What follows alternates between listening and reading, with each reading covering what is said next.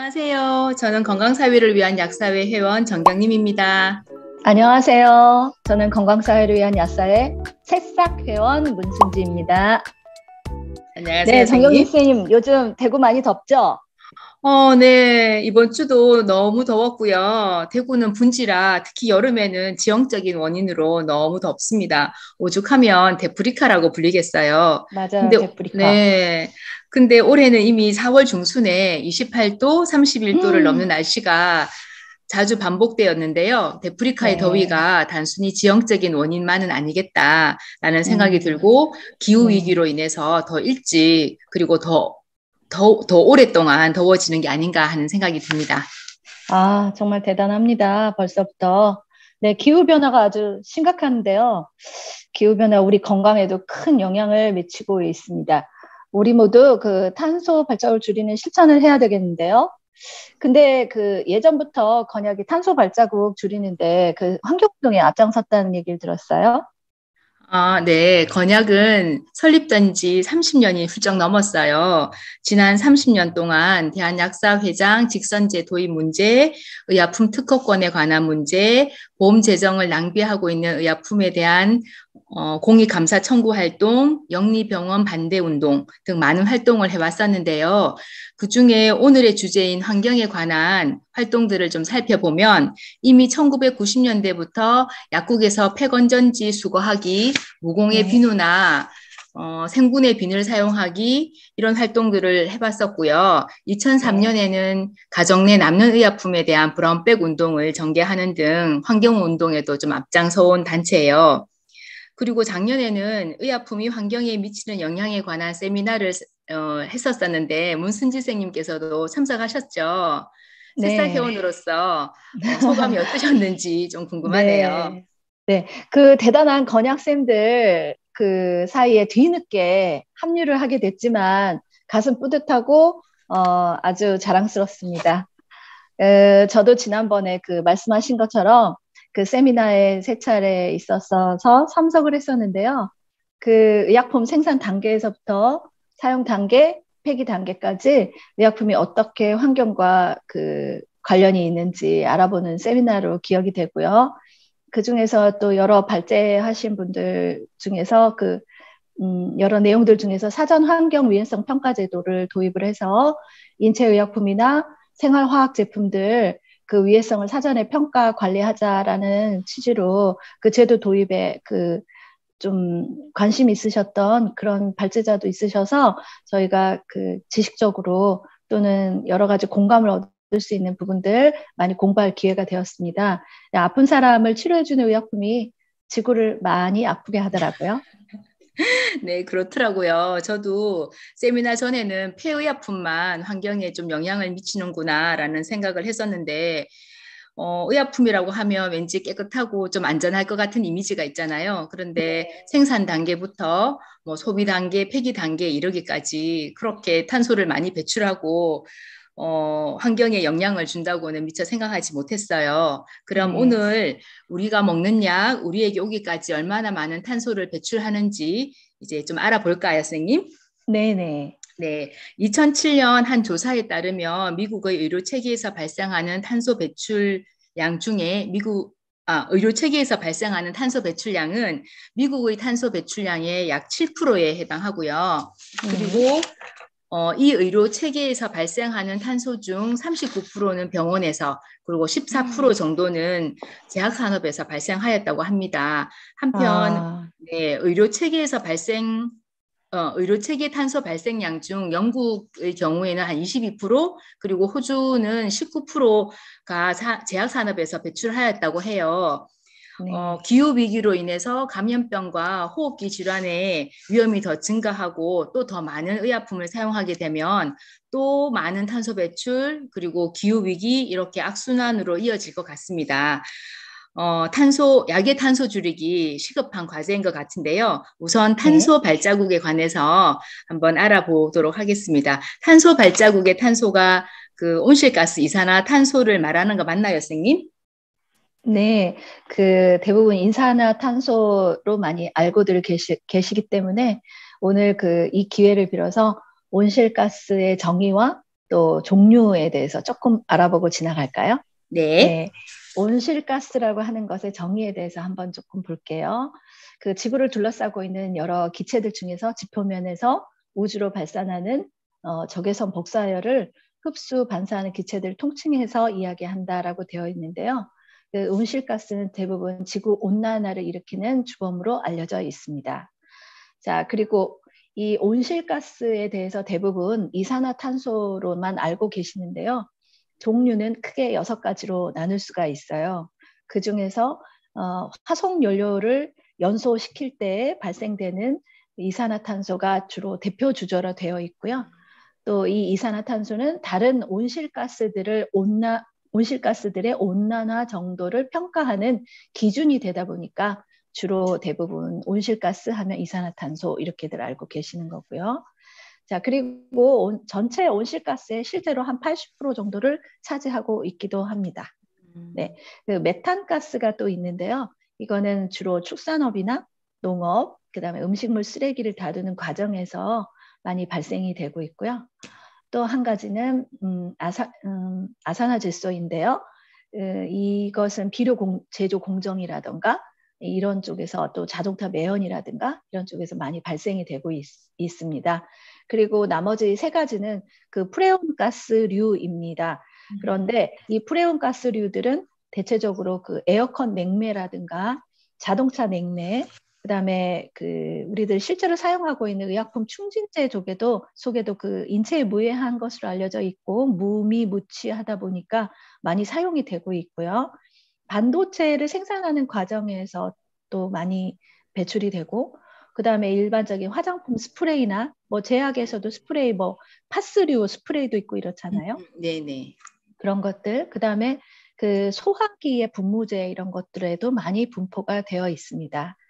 이 소량이긴 하지만 그 프레온 가스류는 이산화탄소의 수천 배 효과가 날 만한 그런 종류들이기 때문에 소량이라도 환경에 미치는 영향은 매우 크다고 할 수 있고요. 우리 그 의약품 충진 중에서는 대표적으로 그 흡입제 이런 종류들에도 상당 부분 분포되어 있는데요. 이 프레온 가스를 사용하는 흡입제들 같은 경우에는 그 여러분들 널리 이제 약국에서 보시면 흡입제들 대표적인 것들 알고 계실 텐데요. 그 MDI 제품의 경우에 그 제품 하나 안에 들어있는 그 프레온가스 사용량이 이산화탄소의 한 1000배 정도에 해당이 되므로 자동차로 보면은 일반 자동차가 280km를 운행했을 때 나오는 온실가스량 정도하고 MDI 제품 하나 속에 들어있는 프레온가스의 온실가스량하고 맞먹는다고 합니다. 대단히 많은 양이기 때문에 사실은 소량이라도 절대 무시할 수가 없는 가스류인 것입니다. 네, 선생님, 그러면 이 중에서도 보면은 그 이 온실가스들 종류 정의에 대해서 좀 알아봤는데, 그 선생님께서 우리 온실가스가 어느 정도 배출이 되고 하는 내용에 대해서 새로운 개념을 알려주실 거죠? 네, 온실가스 배출은 발생하는 단계에 따라서 스코프 1, 2, 3로 나눌 수 있는데요. 이것을 그 제약 산업을 중심으로 설명해 보겠습니다. 첫 번째, 약을 만드는 과정에서 그 회사가 직접적으로 온실가스를 배출하는데 그것을 스코프 1이라고 합니다. 즉, 약을 만드는 공장 굴뚝에서 온실가스가 배출되는 것이라고 생각하시면 됩니다. 네. 그리고 약을 만드는데 전기나 열, 수도가 또 필요하잖아요. 그럼 네. 예를 들어서 전기의 경우에는 한전에서 이 전기를 만들 때 이미 온실가스를 배출했을 거잖아요. 그러면 네. 그 전기나 열, 수도를 사용할 때 배출되는 온실가스는 이 제약회사의 간접 배출 단계입니다. 이것을 스코프 2라고 하고요. 여기까지는 네. 쉽죠. 그런데 다음으로 우리가 주목해야 하는 단계는 스코프 3거든요. 제약회사가 약을 가공하고 생산하려면 우선 그 원료의약품과 기계를 구입해야 합니다. 원료 물질을 추출하고 가공 합성하는 단계인 원료의약품을 생산하는 단계에서 온실가스가 배출될 거잖아요. 그럼 네. 이것을 업스트림이라고 하고요. 네. 그리고 스코프 1과 2를 거쳐서 의약품이 생산이 되었어요. 그러면은 이것을 수송하고 또 유통해야 하는데 또 온실가스가 배출이 됩니다. 그리고 네, 의약품을 판매하고 약이 남거나 또는 반품되거나 해서 이 남는 의약품을 또 폐기를 하려면 또 온실가스가 배출이 될 거잖아요. 요 두 네, 개를 합쳐서 다운스트림이라고 해요. 즉, 네, 원료 의약품을 만들 때 온실가스 배출 단계인 업스트림과 운송하고 폐기할 때 온실가스 배출하는 단계인 다운스트림을 포함해서 스코프 3라고 합니다. 네. 네, 아, 선생님, 설명 잘 들었습니다. 네, 오늘 그 선생님 스코프 1, 2, 3에 대한 설명은 잘 들었고요. 네, 그 이렇게 하다 보면 그 제약 산업과 그 타 제조업 간의 그 온실가스 배출 정도를 조금 비교해 볼 수 있는데요. 네, 그 슬라이드에 나와 있는 내용처럼 그 꺾은 선 그래프나 막대 그래프로 이렇게 쭉 나와 있는데요. 그 기존의 제조업, 그 반도체라든가 자동차 같은 기존의 제조업보다 그 제약 바이오 산업이 훨씬 온실가스 집약도가 높은 것을 알 수 있고요. 실제로 38개 산업 중에서 이 15위에 해당이 될 정도로 굉장히 제약 바이오 산업의 온실가스 배출량이 만만치가 않다라고 나와 있습니다. 또 그렇지만 이것은 그 스코프 1과 2만을 고려한 내용이기 때문에 네.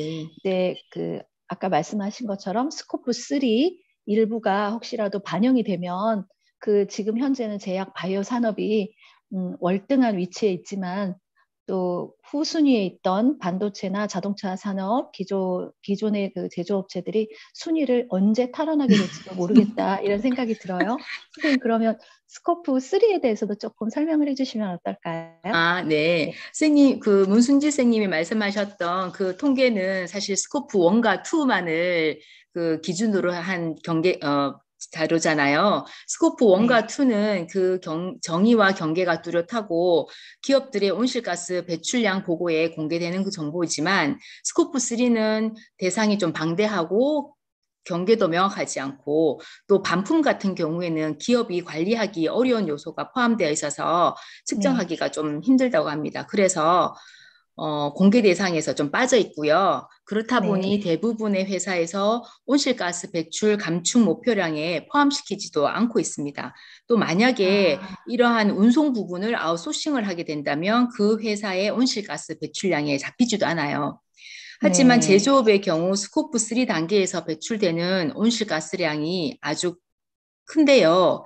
현대차의 경우에는 전체 온실가스 배출 과정 중에 스코프 3가 약 93%라고 보고되어 있고요. 네. 영국의 제약업계 온실가스 배출 비율을 보면 스코프 3가 또 70%가 넘는다라는 보고도 있어요. 와, 네. 네, 좀 네. 그리고 특히 백신의 경우에는 콜드 체인 운송을 해야 하잖아요. 네, 네. 이번에 우리가 접종한 코로나 백신의 경우 영하 20도, 영하 70도에서 보관하고 운송해야 해서 코로나 음. 백신의 탄소 발자국 중에 운송 단계인 즉 스코프 3가 99%를 차지했어요. 스코프 3가 차지하는 온실가스 배출 잘 공개되지는 않지만 이건 절대로 무시할 수 없는 비율이기 때문에 우리가 또 더 주목해야 하는 단계입니다. 아, 대단하네요. 정말 스코프 3 만만치 않습니다. 네. 네, 네. 그러면 약을 사용하지 않을 수도 없고 약사로서 온실가스 배출을 적게 하려면 선생님 어떻게 하면 될까요? 아, 이제부터 진짜 중요한 내용입니다. 우리의 그 실천 부분이 담겨 있는 내용이기 때문에요. 이제 네. 것은 우리가 이러이러한 내용들에 대해서 공부를 했다면 실제로 우리가 이 아는 내용을 잘 실천하지 않으면 의미가 없겠죠. 그 약국에서 저희 주로 이제 근무하시는 분들이니까 약사로서 온실가스 감축을 위해서 어떤 노력을 할 것인가 좀 생각해 보았는데요. 네. 선생님과 같이 생각한 내용들 조금 정리해서 알려드려 볼게요. 네. 그 의약품마다 탄소 배출량이 생산 주기나 종류마다 차이가 좀 다르기 때문에 이를 잘 고려한 처방이나 배출이 좀 필요한데요. 아까 그 프레온가스류가 충진되어 있는 의약품 코너에서 잠깐 언급했던 것처럼 MDI 제품을 DPI 제품 어, 터보할러류나 디스커스류처럼 이렇게 가루가 분사되는 형태로 처방을 그 교체했을 경우에 이 한 명만 교체를 해도 MDI 제품을 DPI로 한 병만 교체를 하더라도 연간 150에서 400kg 정도의 탄소를 감축할 수 있다고 하니까 사실은 이런 탄소 배출량에 좀 관심을 가지고 처방하거나 또 그런 약들을 고려해서 사용한다고 하면은 그것도 굉장히 많은 도움이 될 것 같습니다. 또 그 이외에 이제 약국에서 보면은 전문 의약품, 일반 의약품들 많이 있는데요. 그 적정한 양을 사입을 하고 또 이제 여러 가지 그 사입의 조건들이나 이런 내용들이 달라지다 보면 과량 사입을 하게 되고 또 관리가 좀 덜 되는 부분도 사실 좀 있잖아요. 네. 이런 부분들을 좀 유효기간 이런 것들 수시로 체크하고 해서 되도록이면 반품되는 양을 좀 줄이게 되면 의약품 소각도 좀 줄일 수 있고 이렇게 되면은 온실가스 감축 효과도 같이 날 수 있기 때문에 훨씬 우리가 조금 노력할 수 있으면 하는 부분도 되게 권장이 될 만한 내용 같아요. 또 네. 그다음에 이제 약사님도 워낙 잘하고 계시지만 그 플라스틱이나 병, 그다음에 종이류 이런 것 약국 안에서 많이 배출되는 것들 분리를 철저히 분리수거를 하게 되면 이런 부분들이 다시 재활용이 돼서 또 이 탄소 배출을 줄일 수 있을 것 같고요. 또 이제 우리가 그 음료류 이런 것들 보면은 이중 포장되어 있는 것들 많아요. 10병 단위로 되어 있고 다시 또 뭐 선물 포장 이런 식으로 해서 또 그 추가로 2중, 3중 포장하는 것들이 있는데 이런 것들도 그 단일 포장으로 충분히 좀 잘 배출될 수 있도록 하는, 그러니까 그 판매될 수 있도록 제약사에 좀 권고를 할 수 있는 거면은 권고를 해서 이런 이중 포장 줄일 수 있으면 더 좋고요. 그다음에 이제 약국에서 쓰는 소모품들 비닐봉투라든가 투약병 이런 것들 다 플라스틱이니까 이런 것들 되도록이면 사용 좀 줄일 수 있도록 환자분들이랑 같이 협조도 좀 하면 좋겠고요. 약국 간판 같은 것도 센스 타이머 이런 거 이용해가지고 적절한 시간에 켜고 또 자동 소등될 수 있도록 한다고 하면 대기 전력이나 이런 것들도 좀 차단할 수 있으니까 좋을 것 같습니다. 이 이외에도 우리 건약 선생님들과 그 6월 초에 그 원주에 일부 다녀왔는데요. 원주에 보니까 기후위기 홍보관이 있어서 또 우리 정경림 선생님하고 저하고는 그 앞에 사진도 좀 찍고 네. 같이 들어가서 저희 관심사다 보니까 다른 분들보다 유독 또 이게 관심을 가지고 많은 사진도 좀 찍어오고 그랬었어요. 네. 무엇보다도 탄소 발자국 줄일 수 있는데 각자 일반 가정이나 일상에서 사용되는 내용들 이런 것들이 그 탄소 발자국 간에 어떤 상호작용이 있는지 어느 정도 내용으로 확인할 수 있는지가 아주 구체적으로 되어 있었기 때문에 저희도 아주 인상 깊게 보았었잖아요. 네. 네. 여기 이제 나중에 자료 올려주시면 알 수 있지만, 뭐, 오렌지 주스 이런 거 우리 흔히들 마시는데요. 오렌지 주스 4잔 정도에는 그 생산 과정에서 2kg 정도의 이산화탄소가 배출된다고 하고요. 형광등도 한 달을 사용하게 되면 8.5kg 정도의 그 에너지 사용으로 인한 이산화탄소가 발생이 된다. 이런 식으로 아주 구체적으로 이 휴대폰을 사용했을 때 또는 컴퓨터를 1시간 사용했을 때 어느 정도가 나오는지라는 내용들이 아주 구체적으로 되어 있어서 저희들 둘이 같이 보고 와 이렇구나 하면서 깜짝깜짝 놀랐었죠. 네, 맞아요. 네. 네. 소비가 미덕이던 시대를 조금 지나서 이제 산업이 발달되면 환경 오염도 좀 많이 되고 탄소 배출도 좀 많이 늘어나기 때문에 우리가 환경을 되돌리기 위해서 일반 이제 약사로서뿐만 아니라 시민으로서도 뭐 대기 전력을 차단한다든가 고효율 제품을 좀 에너지 고효율 제품 사용한다든가 실내 이제 에어컨 많이 사용하실 텐데요. 적정 온도 이런 것들 좀 유지해서 에너지 낭비 요인을 좀 제거하게 되면 또 탄소 배출을 좀 줄일 수 있을 것 같고요. 재활용을 좀 열심히 하면은 거기 홍보관에서 저희들 본 것 중에서 페트병 하나가 재활용을 했을 때 작게 분쇄된 다음에 이것들이 옷을 만들기도 하고 네. 가방으로 만들어지기도 하고 지갑으로 재탄생하는 것도 저희 보고 깜짝 놀랐었잖아요. 네. 네. 이런 것들 보니까 저희가 할 일은 아주 무궁무진 많은 것 같습니다. 네, 저도 엄청 많은 반성을 하고 네. 저야말로 기후 악당이 아닌가라는 생각을 좀 많이 했습니다. 네. 오늘은 제약산업의 온실가스 배출 문제에 대해 살펴보았는데요. 이 외에도 동물의약품은 신약의 경우 사전 환경 위해성 평가를 받는데 인체용 의약품은 사전 환경 위해성 평가를 받지 않는 문제점, 그리고 과도하게 의약품이 처방되고 소비되고 남는 부분, 또 이 남는 의약품이 안전하게 폐기되지 않는 부분 등 의약품이 전주기에 걸쳐 환경에 많은 영향을 끼치고 있었습니다. 사람을 치료하는 의약품이 지구도 치료하는 의약품이 될 수 있도록, 그리고 요즘 너도 나도 말로만 외치는 ESG 경영을 기업들이 잘 할 수 있도록 시민으로서 그리고 약사로서 노력을 멈추지 말아야겠어요. 오늘 문순지 선생님 수고 많으셨고요. 선생님도 수고하셨습니다. 우리 구호 하나 외치고 마무리할까요? 네. 지구를 위한 의약품 화이팅 한번 외치죠. 지구를 위한 의약품 화이팅!